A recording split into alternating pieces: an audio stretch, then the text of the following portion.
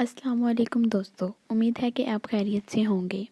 دوستو، اس بات میں کوئی شک نہیں کہ اللہ تعالیٰ ہر وقت اپنے بندوں کی دعائیں سنتا ہے اور بندوں کی حفاظت اور خیرگیری کرتا رہتا ہے۔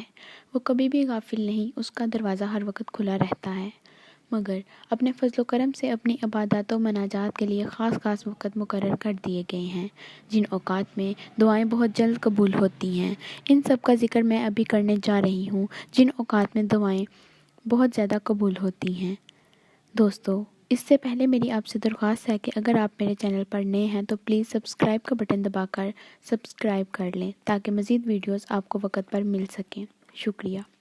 دوستو، ہر رات کا پچھلا حصہ اس وقت خود اللہ تعالیٰ اپنے بندوں سے فرماتا ہے کہ تم لوگ مجھ سے مانگو میں دوں گا۔ رسول اللہ صلی اللہ علیہ وآلہ وسلم فرماتے ہیں، جس کا ترجمہ کچھ یوں ہے: ہمارا پروردگار ہر آخر رات میں آسمان سے دنیا کی طرف آ کر فرماتا ہے کون ہے جو مجھ سے دعا کرے میں اس کی دعا قبول کروں، ہے کوئی مجھ سے مانگنے والا جو مجھ سے مانگے تو میں اس کو دوں، کوئی روزی کا طلبگار جو مجھ سے روزی مانگے تو میں اس کو روزی دوں، ہے کوئی مجھ سے بخشش مانگنے والا جو مجھ سے بخشش مانگے تو میں اس کو معاف کر دوں۔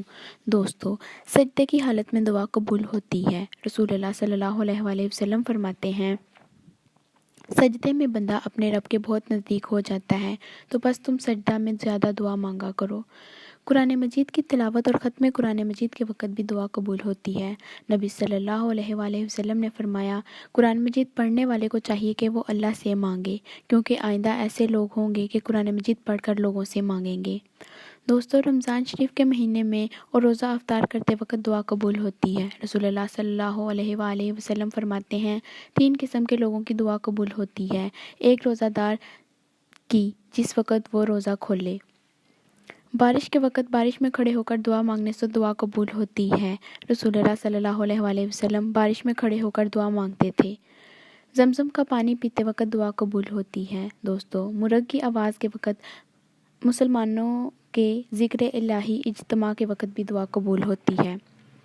اذان و اقامت کے درمیان بھی دعا قبول ہوتی ہے۔ رسول اللہ صلی اللہ علیہ وآلہ وسلم فرماتے ہیں، اذان و اقامت کے درمیان دعا مردود نہیں ہوتی، یعنی مقبول ہوتی ہے۔